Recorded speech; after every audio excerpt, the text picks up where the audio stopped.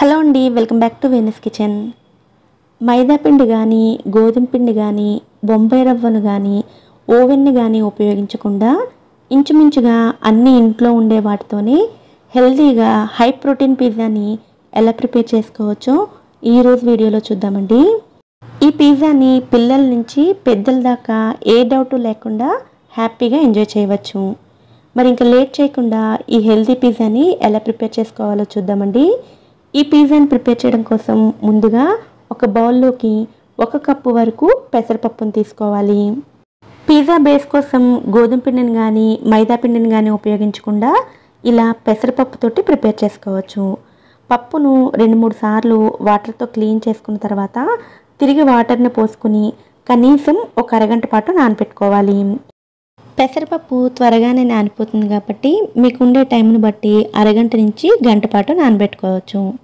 తర్వాత మరొక బౌల్లోకి 1/2 కప్పు వరకు పెరుగును వేసుకోండి.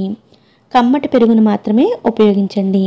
ఇందులోకి 1.5 టీ స్పూన్ వరకు శనగపిండిని వేసుకోవాలి.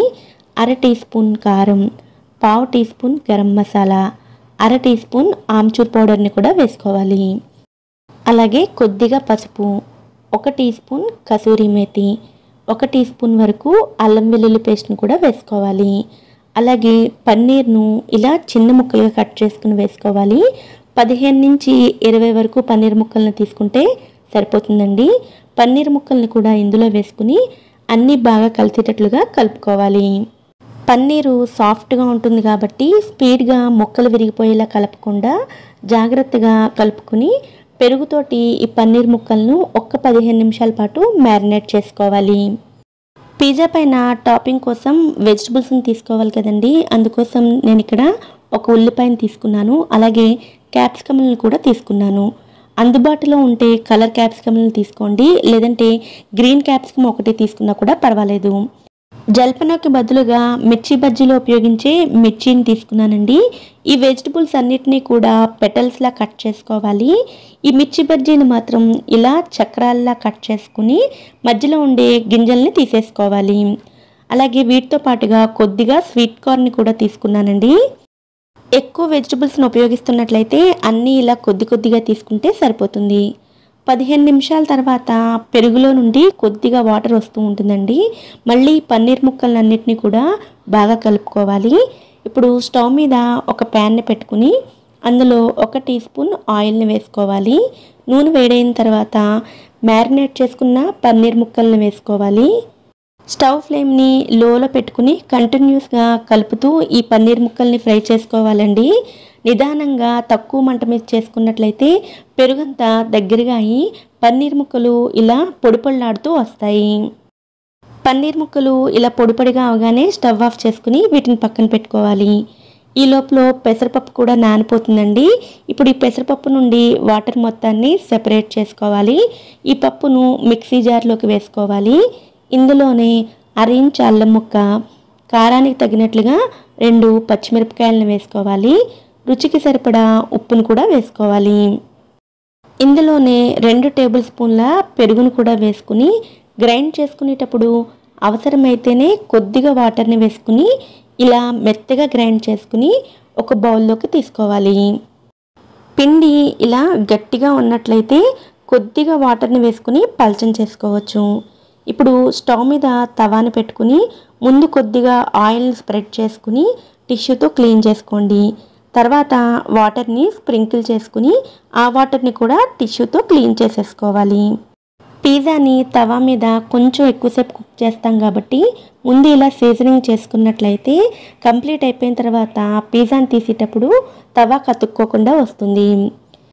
పెనం వేడైన తర్వాత 2 గరిటెల పిండి వేసుకుని దోశల్లా పల్చగా కాకుండా మందంగా వేసుకోవాలి. పిజ్జా బేస్ మనకి ఏ మందంలో ఉంటుందో ఆ మందంలోకి స్ప్రెడ్ చేసుకోవాలి. ఇలా స్ప్రెడ్ చేసుకున్న తర్వాత అంచుల నుంచి కొద్దిగా ఆయిల్ని వేసుకోండి. ఒకవైపు ఫ్రై అయిన తర్వాత గోల్డెన్ కలర్లోకి వచ్చిన తర్వాత రెండో వైపుకి ఫ్లిప్ చేసుకోవాలి. రెండో వైపు తిప్పుకున్న తర్వాత స్టవ్ ఫ్లేమ్ని వెంటనే లోలోకి మార్చుకుని పై భాగంలో పిజ్జా సాస్ని స్ప్రెడ్ చేసుకోండి. 2.5 టేబుల్ స్పూన్ల వరకు పిజ్జా సాస్ని వేసుకుని అంచుల వరకు మొత్తం స్ప్రెడ్ చేసుకోవాలి. ఇలా పిజ్జా సాస్ని స్ప్రెడ్ చేసుకున్న తర్వాత పై భాగంలో చీజ్ని వేసుకోవాలి. మొత్తం చీజ్ని ఇక్కడే వేయకుండా ముందు కొద్దిగా చీజ్ని వేసుకోండి. తర్వాత ఫ్రై చేసుకున్న పన్నీర్ ముక్కల్ని వేసుకోవాలి. అలాగే మనం కట్ చేసి ఉంచుకున్న వెజిటబుల్స్ని కూడా 1 by 1 వేసుకోవాలి. వీటితో పాటుగా ఉల్లిపాయ ముక్కలను, బజ్జీ మిర్చి ముక్కలను, అలాగే స్వీట్ కార్న్ కూడా వేసుకోవాలి. ఈ మిర్చిలోని గింజలను తీసేసాం కాబట్టి స్పైస్ ఏమీ ఉండదండి. వీటిని మీ ఇష్టానికి తగినట్లుగా వేసుకోవచ్చు. ఈ టాపింగ్స్ అన్నిటినీ కూడా స్టవ్ ఫ్లేమ్ని లోలో ఉంచుకుని మాత్రమే చేసుకోండి.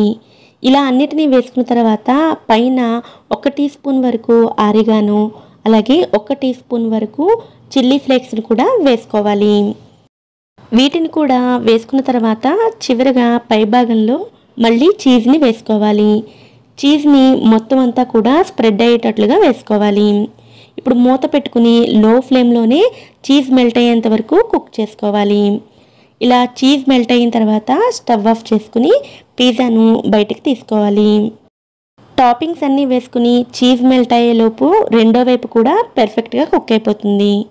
ఇలా రెడీ చేసుకున్న ఈ పిజ్జాని ఇలా వేడిగా ఉండగానే ముక్కలుగా కట్ చేసుకుని సర్వ్ చేసుకోవచ్చు. నేను చూపించిన ఈ క్వాంటిటీస్ తోటి 2 వరకు పిజ్జాలని ప్రిపేర్ చేసుకోవచ్చు. ఇదే విధంగా రెండో పిజ్జాని కూడా ప్రిపేర్ చేసుకోవాలి.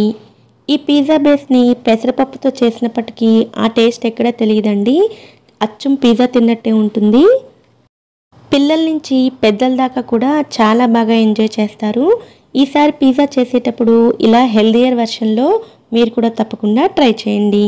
ఈ వీడియో కనుక మీకు నచ్చినట్లయితే వీడియోని లైక్ చేసి ఛానల్ని కూడా సబ్స్క్రైబ్ చేసుకోండి.